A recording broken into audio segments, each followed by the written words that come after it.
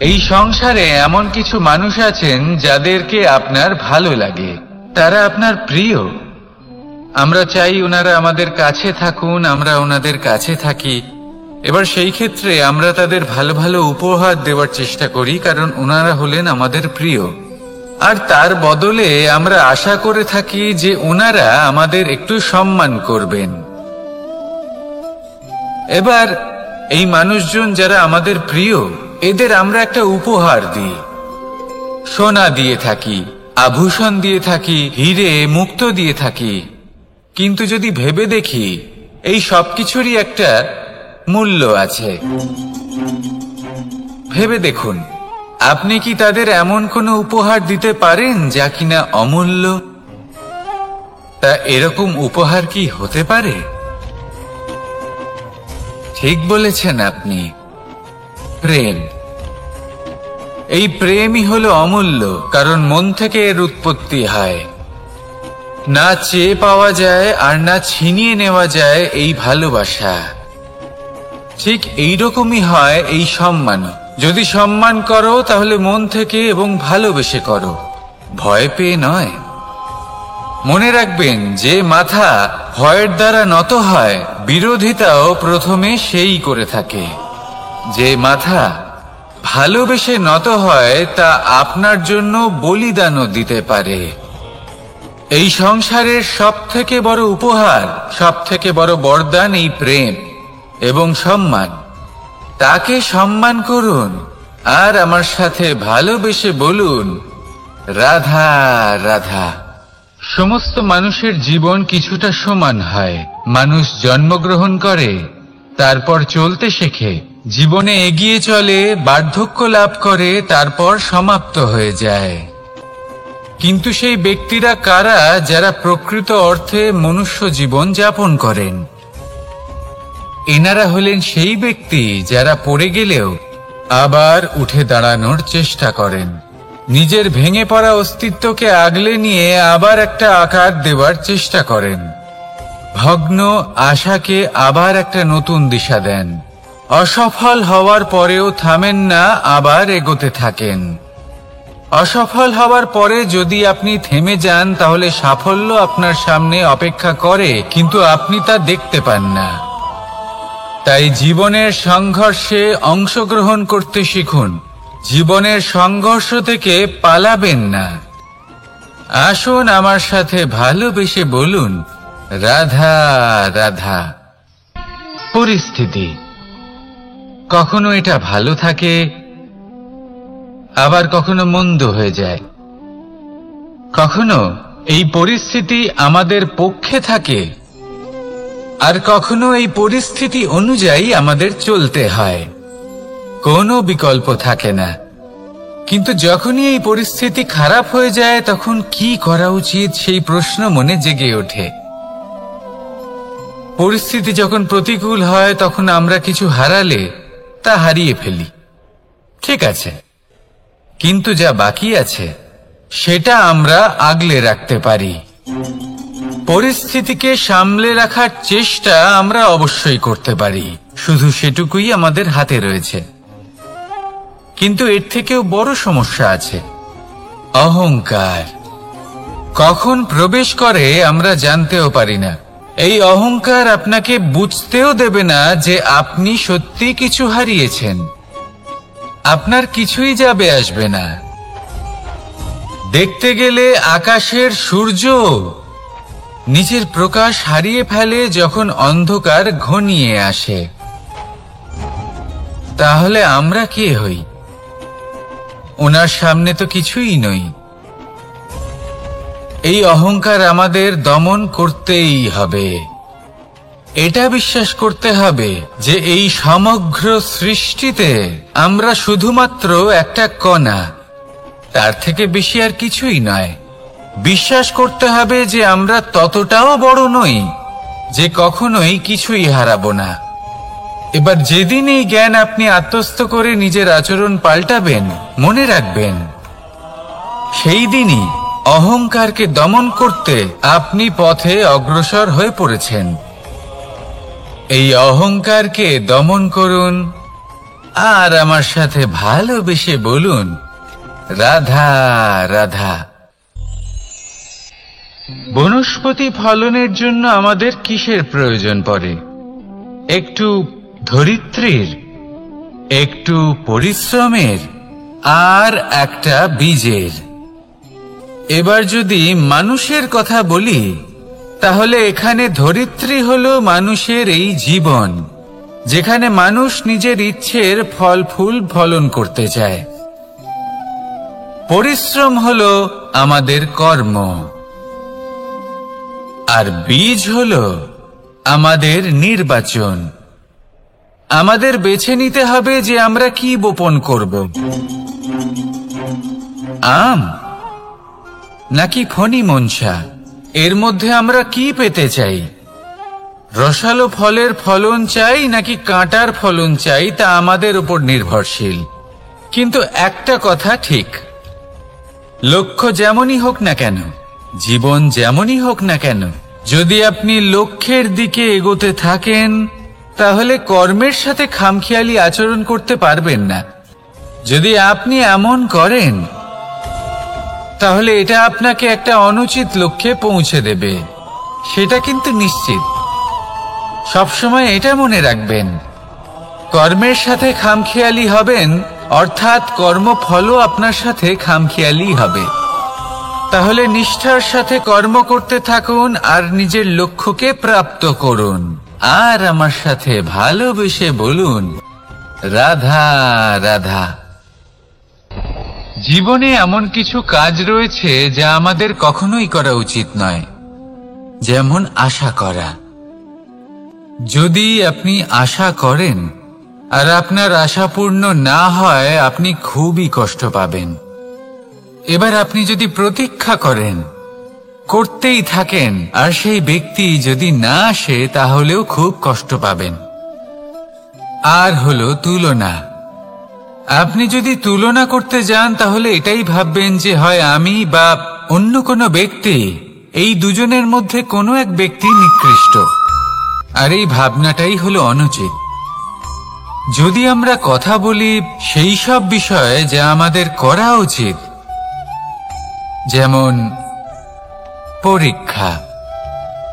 এই পরীক্ষা সবসময় আমাদের আরো সফল করে তোলে, আরো শ্রেষ্ঠ করে তোলে, আরো উৎকৃষ্ট করে তোলে। আসন্ন মহাসংগ্রামের জন্য আমাদের প্রস্তুত করে তোলে এই পরীক্ষা। তাই এই পরীক্ষার থেকে কখনোই পালাবেন না, এর সম্মুখীন হন। আর হলো কর্ম। কর্ম করা কখনোই বন্ধ করবেন না। তুলনা করার বদলে কর্ম করুন, প্রতীক্ষা করার বদলে কর্ম করুন, আর আশা করার বদলে কর্মই করুন। জীবন সফল হয়ে যাবে। দেখুন, সবার শেষে সত্যি বলতে এই কর্ম আর এই পরীক্ষা, এই দুই আমাদের জীবনকে সুখী করে তুলতে পারে।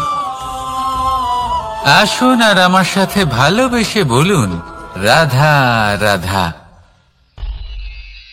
এই জীবন কিভাবে বদলানো সম্ভব? কিছু মানুষ বলেন যে নিরন্তর কাজ করলে, পুরুষার্থ পালন করলে এই জীবন বদলে ফেলা সম্ভব। আজ আমি আপনাকে বোঝাবো যে এক মুহূর্ত, সময় আর সিদ্ধান্ত কতটা গুরুত্বপূর্ণ হয়। এক মুহূর্তই যথেষ্ট। একটা মুহূর্ত এত শক্তিশালী হতে পারে যে তা আপনার সমগ্র জীবন পাল্টে দিতে পারে। এমন এক সময় ছিল শ্রীরামের কাছে, যখন ওনাকে সিদ্ধান্ত নিতে হয় যে উনি নিজের পিতার আদেশ পালন করতে বনবাসে যাবেন নাকি যাবেন না। উনি সেই আদেশ পালন করেছিলেন। তারপর সময় অনুসারে উপযুক্ত সিদ্ধান্ত নিলেন। আর আজ সকলের মনে বসবাস করেন শ্রীরাম। আর অন্যদিকে আছে রাবণ। ওনার কাছে একটা সময় ছিল, একটা সুযোগ ছিল নিজের প্রারব্ধকে শুভ করে তোলার। উনি ভুল করলেন আর মৃত্যু লাভ করলেন। নির্বাচন সবসময় আপনার হাতে, শুধু আপনাকে সময়কে বুঝতে হবে, সেই মুহূর্তকে বুঝতে হবে, আর উচিত সিদ্ধান্ত নিতে হবে। ব্যাস, বুঝতে শিখুন এই সময়ের দাবি কি, বুঝতে শিখুন এই সময়ের ইচ্ছে কি, আর উচিত সিদ্ধান্ত নিন। আর আমার সাথে ভালোবেসে বলুন, রাধা রাধা। মানুষের শরীর থেকে যা কিছু নির্গত হয় সবই পচনশীল, তা থেকে দুর্গন্ধ বেরোয়, একটা ঘৃণাবোধ জন্ম নেয়। আমাদের রক্ত হোক, অবশিষ্ট হোক, ঘাম হোক, নিঃশ্বাস হোক, আবার এমনকি যখন আমরা মনুষ্য শরীর ত্যাগ করি তারপরেও এই শরীরেও পচন ধরে, তার থেকে দুর্গন্ধ বেরোয়। কিন্তু বিষয়টা হলো এটা আমাদের হাতেই নেই। তাহলে আমাদের হাতে কি রয়েছে? আমাদের কর্ম, আমাদের উদ্দেশ্য আর আমাদের বাণী। যদি এইগুলো শুভ রাখেন তাহলে শুধু নিজে সুগন্ধিত থাকবেন না, এই সমগ্র সংসারকে সুগন্ধিত করে তুলবেন। কথায় আছে যে বাণীর থেকে অধিক মূল্যবান আর কিছুই নেই। সেই জন্য যে কোনো কথা বলার আগে নিজের শব্দকে নিজের মনের তুলাদণ্ডে মেপে দেখুন, তারপরে তার প্রয়োগ করুন। কখনো কখনো এমনও হতে পারে যে আপনার কথা কারোর জীবনে আশীর্বাদ হয়ে দাঁড়ালো, যার দ্বারা হয়তো সে শক্তি এবং প্রসন্নতা লাভ করলো। আবার এমনও হতে পারে যে আপনার কথা হয়তো কারোর মনে এমন আঘাত দিল, সে সেই আঘাত কোনোদিনও ভুলতে পারল না। আসুন আমার সাথে ভালোবেসে বলুন, রাধা রাধা। ইচ্ছে এবং চেষ্টা, এই দুই মানুষের মধ্যে আছে, কিন্তু এই দুইয়ের মধ্যে সামঞ্জস্য থাকা খুব প্রয়োজন। আপনার যা ইচ্ছে সেটা পূর্ণ করার জন্য চেষ্টার প্রয়োজন তো অবশ্যই। আপনি যে স্বপ্ন দেখেন সেটা পূর্ণ করার জন্য নিদ্রা ত্যাগ করে চেষ্টা করা অত্যন্ত প্রয়োজনীয়, নয়তো এই স্বপ্ন কখনোই পূর্ণ হবে না। যদি আপনি কোনো প্রশ্নের উত্তর চান তাহলেও আপনাকে চেষ্টা করতেই হবে। জীবনে যদি সামনে এগোতে হয় তাহলে পাকে কষ্ট দিয়ে সামনে এগোতে হবে, চেষ্টা অবশ্যই করতে হবে। যদি আপনি চেষ্টা না করেন, পরিশ্রম না করেন, তাহলে এই সংসার আপনাকে পেছনে ফেলে সামনে এগিয়ে যাবে। নিজের ইচ্ছেগুলিকে মন থেকে বাস্তবে আনুন আর চেষ্টার দ্বারা তাকে সার্থক করুন। এই মন প্রসন্ন হয়ে বলবে, রাধা রাধা। জীবনে কখনো সাফল্য আসে, আবার কখনো অসফলতা, কখনো আশা পাওয়া যায়, কখনো নিরাশা, কখনো জয় লাভ করি, আবার কখনো পরাজয়। এর পেছনের কারণটা জানা অত্যন্ত প্রয়োজনীয়। যদি আমি পরাজয়ের কথা বলি, যখনই আমরা পরাজয় লাভ করি আমরা ভাবতে থাকি যে এমন কেন হলো? আমাদের শত্রু কি বেশি শক্তিশালী ছিল, নাকি আমাদের নীতিতে কোনো খামতি ছিল? এই সমস্ত কারণের পেছনে খুব বড় একটা কারণ থাকে, আর সেই কারণ আমাদের অন্তরে সুপ্ত থাকে।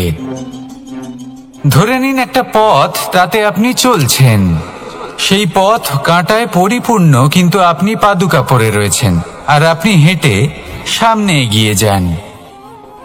এবার এমন একটা পথ এলো যা পুষ্পে ঢাকা, আর আপনি পাদুকা পরে রয়েছেন, কিন্তু আপনার পাদুকাতে একটা পাথর আটকে গেল। তখন দু পা হাঁটাও খুব কঠিন হয়ে পড়ে। এই সংসারের যে কোনো শক্তি আপনাকে পরাস্ত করার পূর্বে আপনি জানেন কে আপনাকে পরাস্ত করতে পারে? আপনার অন্তরের দুর্বলতা, আপনার অন্তরের সেই সুপ্ত শত্রু। আর সেই জন্য ইতিবাচক মনোভাব গুরুত্বপূর্ণ হয়ে পড়ে। ভালো মানুষদের সাথে থাকুন, সৎসঙ্গে থাকুন, বন্ধুত্ব করুন, ভালোবাসুন। এই ভালোবাসা এত শক্তিশালী এক অস্ত্র যাকে ব্রহ্মাস্ত্র পরাস্ত করতে পারে না। এই সমস্যারূপী পাথর কিছুই নয়। আসুন আমার সাথে ভালোবেসে বলুন, রাধা রাধা। এই জীবন আসলে কি? আমরা কারা, আমাদের অস্তিত্ব আসলে কি। পঞ্চতত্ত্ব দ্বারা নির্মিত আমাদের এই শরীর, আর এর মধ্যে পরমাত্মার একটি অংশ আত্মারূপে বসবাস করে। আর যখন এই জীবন সমাপ্ত হবে তখন আমাদের আবার এই পঞ্চতত্ত্বের মধ্যে বিলীন হয়ে যেতে হবে। এটাই সত্য। এবার অনেক মানুষ আছেন এমন অনেক চেষ্টা করতে থাকেন এমন কর্ম করার যাতে এই সংসার তাদের চিরস্মরণীয় করে রাখবে। কিন্তু এই জীবন আসলে কি? সেই সময় যখন আমরা নিঃশ্বাস নিই, আমাদের হৃৎস্পন্দন হয়, আমরা যে মুহূর্তগুলো যাপন করি, এবার এই মুহূর্তগুলিতে আমরা কি করব সেটা অত্যন্ত গুরুত্বপূর্ণ। আমরা কি অহংকার করব নাকি পরোপকার করব? এই সৃষ্টিকে বেঁধে রাখার চেষ্টা করব নাকি নিজেকে উন্নত করে তোলার চেষ্টা করব? এটাই শিক্ষা যে বল হোক বা কায়া, এর প্রতি আমাদের না অহংকার করা উচিত আর না মোহ। শুধু প্রত্যেকটা মুহূর্ত প্রেমময় হয়ে বাঁচুন আর ভালোবেসে বলুন রাধা রাধা। এই সংসারের সব থেকে বড় শক্তি আসলে কি? দৈহিক শক্তি, ভৌতিক শক্তি, রাজনৈতিক শক্তি, স্বর্ণের শক্তি, বিদ্যার শক্তি নাকি মায়ার শক্তি, ভক্তির শক্তি নাকি নিরাশক্তির শক্তি? এই সংসারের সব থেকে বড় শক্তি হল হাসি মুখের। যদি আপনি এবং আমি এমন কোনো সময় হাসতে পারি যেখানে মুখে হাসি আসা প্রায় অসম্ভব, তাহলে বিশ্বাস করুন এই সংসারে কেউ আপনাকে ভাঙতে পারবে না। এটা কিছুটা সেই রেশমের কীটের মতো, যে চারিদিক থেকে নিজেকে ঢেকে রাখে একটা খোলসের মধ্যে থাকে কিন্তু জীবিত থাকে। এই হাসি মুখ এটা শুধুমাত্র একটা আবেগ নয়, এটা সংসারের যে কোনো অভাব দূর করে। অভাব আশার, অভাব বিশ্বাসের। এই হাসি আপনার অন্তরে আশার আলো জাগ্রত করে আর এই সংসারের হতাশা দূর করে দেয়। তাই কঠিন থেকে কঠিনতর প্রতিদিন তার জন্য কর্ম করা, দৃঢ় নিষ্ঠার সাথে উত্থান পতনের সামনে এগোতে থাকা আর নিজের লক্ষ্য প্রাপ্ত করা, এটাই কি সাফল্য? যদি আপনার কোনো বস্তু লাভ করতে হয়, কোনো শক্তি লাভ করতে হয় বা কোনো স্থান লাভ করতে হয়, তাহলে তার জন্য এসব ঠিক আছে, কিন্তু বাস্তবে সাফল্য এটা নয়। আপনার কাছে থাকা কোনো বস্তু, শক্তি বা স্থান আপনি কিভাবে ব্যবহার করবেন তা আপনার উপর নির্ভরশীল। যদি তার সঠিক ব্যবহার আপনাকে করতে হয় তাহলে উচিত সময় এবং উচিত স্থানে আপনাকে থাকতেই হবে। একে নিয়তিও বলা হয়।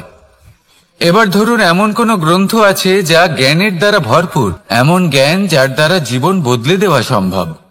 এবার এই গ্রন্থ যদি এমন কোনো ব্যক্তির হাতে পৌঁছয় যিনি নিরক্ষর, তিনি কি এই গ্রন্থের সদ্ব্যবহার করতে পারবেন? কখনোই নয়। সেই জ্ঞান দিয়ে নিজের আচরণ পাল্টাতে পারবেন? কখনোই নয়। সেরকমই ধরুন কোনো ব্যক্তি যার কাছে একটা অস্ত্র আছে, যার দ্বারা উনি শত্রুকে শেষ করে দিতে পারেন, কিন্তু সেই ব্যক্তি হলেন একজন কাপুরুষ। তিনি কি শত্রুকে শেষ করতে পারবেন?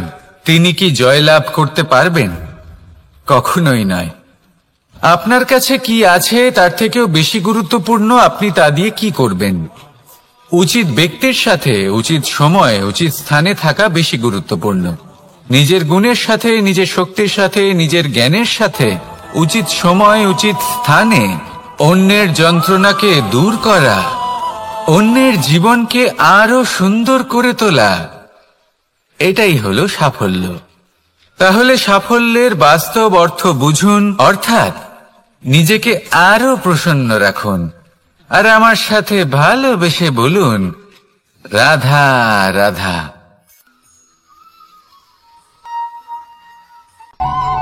অনেক সময় মানুষ অতীতকে দেখেন আর তখন অহংবোধে পরিপূর্ণ হয়ে ওঠেন। কখনো বর্তমানের দিকে তাকান, ভবিষ্যতের দিকে তাকান, আর পরিতৃপ্তিতে ভরে ওঠেন। কেন বুঝতে পারেন না একটা সহজ কথা? এই যে সৃষ্টি, এই সৃষ্টি হলো একটা বড় চক্র, যা বারংবার আপনার কাছে ফিরে আসবেই। কঠিন থেকে কঠিনতর পরীক্ষায় আপনাকে নিযুক্ত করবে, যাতে আপনাকে উত্তীর্ণ হতেই হবে। যা কাল ছিল তা আজ নেই, এটা সবাই জানেন। যা আজ আছে তা হয়তো কাল থাকবে না, এটাও আপনাকে মেনে নিতে হবে, তাও আবার হাসি মুখে। শান্ত থাকতে শিখুন, আর কখনোই মনের মধ্যে অহংকার উৎপন্ন হতে দেবেন না। হতে শিখুন সেই হিমবাহের মতো। হয়তো এই জন্যই এত শীতল থাকে, কারণ ও জানে গতকালও জল রূপে ছিল, আজ বরফ রূপে হয়তো আছে, কিন্তু কাল পুনরায় সে জলেই পরিণত হবে। নিজেকে শান্ত রাখুন। হয়তো আজ আপনি সাফল্যের শিখরে আছেন, হয়তো বা নেই। আপনাকে প্রত্যেক দিন অবশ্যই দেখতে হবে। শুধু নিরন্তর প্রচেষ্টা করতে থাকুন, প্রত্যেক পরিস্থিতির জন্য তৈরি থাকুন, আর একে ভারসাম্যে রাখতে শিখুন। আপনার কাল হোক, আজ হোক বা আগামীকাল, আপনার ভালো দিন হোক বা খারাপ দিন, সব পবিত্র হয়ে যাবে। তাহলে আসুন আর আমার সাথে ভালোবেসে বলুন, রাধা রাধা। এই সংসারে এমন কোনো পর্বত নেই যা এতটাই উঁচু যে মানুষ তার শিখরে পৌঁছতে পারবে না, তাকে অতিক্রম করতে পারবে না। এই সংসারে এমন কোনো সাগর নেই যা কিনা এতটাই গভীর যেখানে মানুষ তার তলদেশে পৌঁছে ফিরে আসতে পারবে না। একটা ছোট্ট বরফের টুকরো পর্বতের শিখরে গলে গিয়ে বইতে থাকে, আর দেখতে দেখতেই তা মহানদী গঙ্গায় পরিবর্তিত হয়। এর কারণ কি?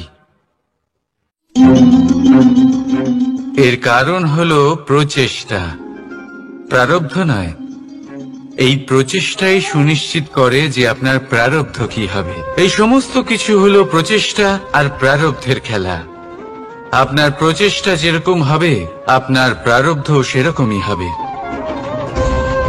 আর আপনার প্রচেষ্টা যদি উচ্চ মানের হয়, তাহলে প্রারব্ধকে আপনার সামনে নত হতেই হবে। কি বলেন? তাহলে আসুন আমার সাথে ভালোবেসে বলুন, রাধা রাধা। অনেক সময় যখন আমরা কর্ম করি, সাফল্য লাভ করি, কঠিন পরীক্ষায় উত্তীর্ণ হই, বড় কাজ করি, আমাদের মনে হয় এই সংসার আমাদের একটু প্রশংসা করুক, ভালো লাগে। অনেকবার মনে হয় এটা হলো আমাদের কর্মের ফলই বটে, আমরা আনন্দ পাই।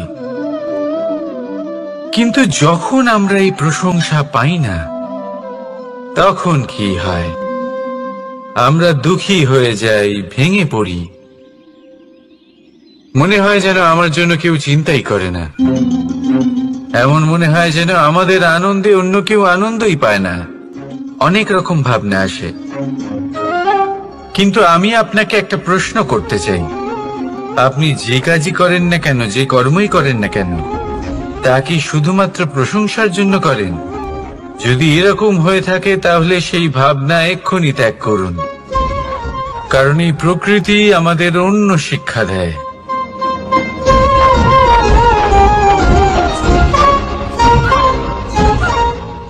এই ফুলকে দেখুন,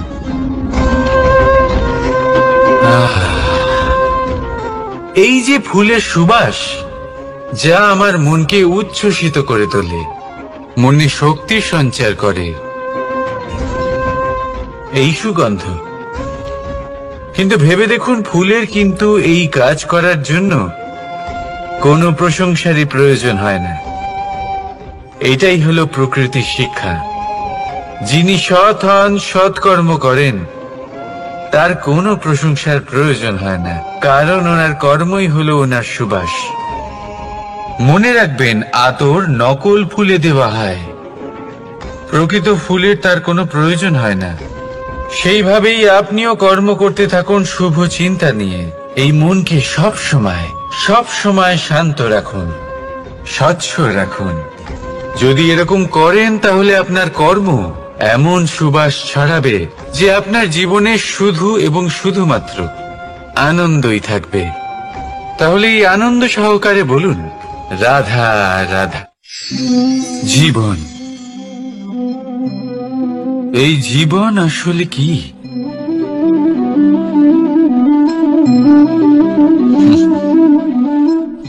এই প্রশ্ন সবার মনেই এসে থাকে। সবার মন এই প্রশ্নের জন্যই চিন্তিত থাকে। এই জীবন আসলে কি? এর উদ্দেশ্য আসলে কি? কি করা যেতে পারে এই জীবনে? এই জীবন কি কিছু পাওয়ার, নাকি এই জীবন কিছু হারাবার? এই জীবন কি আসলে সেটাই যেখানে আমাদের পরমাত্মার খোঁজ করা উচিত, নাকি আমাদের ধাবিত করা উচিত নিজেদের স্বপ্নের লক্ষ্যে? এই জীবন আসলে কি?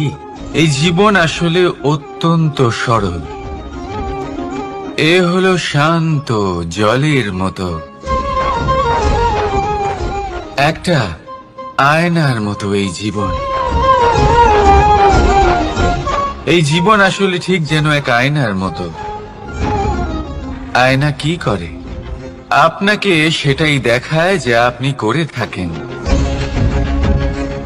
আপনি হাসি মুখে আয়নার দিকে তাকান, আয়না আপনাকে আপনারই মুখ দেখাবে সেই হাসি সমেত। আপনি রেগে গিয়ে আয়নার দিকে তাকান, আয়না আপনাকে সেটাই দেখাবে। আপনি প্রসন্নভাবে হেসে আয়নার দিকে তাকালে আয়না আপনাকে সেটাই দেখাবে। এটাই হলো জীবন, একটা আয়নার মতো। আপনি এটা ভাববেন না যে এই জীবন আপনাকে কি দিয়েছে, বরং এটা ভেবে দেখুন যে আপনি এই জীবনকে কি প্রদান করেছেন।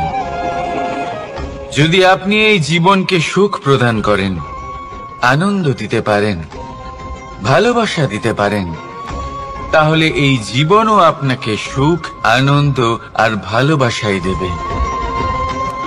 তাহলে আসুন এই সুখ, আনন্দ আর ভালোবাসা দিয়ে বলুন, রাধা রাধা। সংসারে অনেক সময় এরকম হয় যে আমরা খুব সমস্যায় থাকি, খুব বিপদের মধ্যে থাকি। আর সেই সমস্ত মানুষ যারা আমাদের কাছের মানুষ, আমাদের আপনজন, তারা আমাদের ত্যাগ করে চলে যান। আমরা এই সময় দুঃখ পাই, নিরাশ হয়ে পড়ি এবং একা একাই সেই সমস্যাকেও কাটিয়ে উঠি।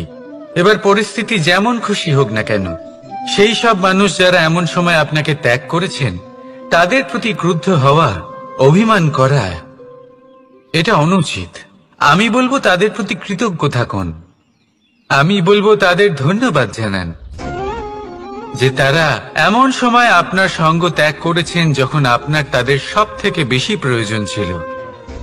কারণ দেখুন, হয় তাদের বিশ্বাস ছিল যে আপনি নিজেই এই বিপদ থেকে বেরিয়ে আসতে পারবেন, বা তাদের ত্যাগ করার জন্য আপনি নিজের উৎসাহ বাড়িয়ে তুললেন, আপনি নিজের শক্তি বাড়ালেন এবং নিজে সেই সমস্যা থেকে বেরিয়ে আসলেন। নিজের খারাপ সময়কে আপনি নিজেই ভালো সময় করে তুললেন। শেষ পর্যন্ত আপনি আরো শক্তিশালী হয়ে উঠলেন, আরো শ্রেষ্ঠ হয়ে উঠলেন। আর এটাই তো আপনার বিজয়, যার কারণ হলো তাদের আপনাকে ত্যাগ করা। তাহলে তাদের ধন্যবাদ জানান আর আমার সাথে ভালোবেসে বলুন, রাধা রাধা। দোল উৎসবে এই সমগ্র সংসার রং নিয়ে খেলা করে, কিন্তু এই রঙের সারমর্ম এই সংসার কি জানে? কখনো দেখেছেন একটা চিন্তিত মুখ শুধুমাত্র রঙের স্পর্শ পেয়ে আনন্দিত হয়ে ওঠে? দোলে আমরা কি করি? পুরাতনকে ত্যাগ করি আর নতুনকে স্বাগত জানাই। শিশিরকে বিদায় জানিয়ে এক সুন্দর, এক নতুন ঋতুকে আগমন জানাই। দুশ্চিন্তা দূর করে আসার নতুন রঙে রঙিন হয়ে ওঠা, নিজেকে আনন্দিত করা, এটাই তো হলো দোল। এবার দোলের একটা ব্যাপার আছে, দুটো রঙে একসাথে রঙিন হওয়া যায় না। একটা রং উঠলে তবেই আর একটা রং লাগা সম্ভব। আরো একটা প্রশ্নও রয়েছে, কোন রংকে তুলে দিয়ে কোন রং মাখানো যেতে পারে? যদি আপনাকে উদাহরণ দিই, লোভের এই রং, তা যতক্ষণ লেগে থাকবে আনন্দের রং লাগতে পারবে না, যা হয়েছিল দ্বারকাবাসী এবং সামন্তক মণির মধ্যে। ভ্রান্তির রং যতক্ষণ লেগে থাকবে সত্যের রং লাগতে পারবে না, যা হয়েছে রুক্মিণীর সাথে। আর হিংসা, হিংসার এই রং যতক্ষণ লেগে থাকবে প্রেমের রং ততক্ষণ লাগতেই পারবে না, যা হয় আপনার আমার সবার সাথে। তাহলে আসুন একসাথে মিলে দোল পালন করি এবং সবকিছুর উপরে বিজয় লাভ করি। অন্ধকারের স্থানে আলোর, ভ্রান্তির স্থানে সত্যের, হিংসার স্থানে প্রেমের, আর লোভের স্থানে আনন্দের এই সুন্দর রং মাখাই। শত্রুতা, ঘৃণা, হিংসা এই সব কিছু ত্যাগ করি আর সকলের সখা হয়ে উঠি। আর ভালোবেসে বলি শুভ দোল। হ্যাঁ, ওটা তো আমরা অবশ্যই বলবো, রাধা রাধা। আমাদের মনে সবসময় একটা প্রশ্ন এসেই থাকে, এই জীবন, এই জীবন যা কিনা ঈশ্বর আমাদের দিয়েছেন, একটা জীবন। ঈশ্বর এক আত্মা দিয়েছেন পৃথিবীতে বাঁচার জন্য। যতদূর আমরা জানি আমাদের কাছে একটাই জীবন রয়েছে। আমরা ভাবি এই জীবন গুছিয়ে কিভাবে রাখা যায়। প্রত্যেক মানুষ ভাবেন যে আমি কি করি যাতে এই জীবনকে গুছিয়ে রাখা যায়, কিরকম কর্ম করব, কিরকম পুণ্য করব, কি ধরনের শাস্ত্র পড়ব যাতে আমি সেই জ্ঞান অর্জন করি যাতে জীবনটা সুন্দর করে তুলতে পারি।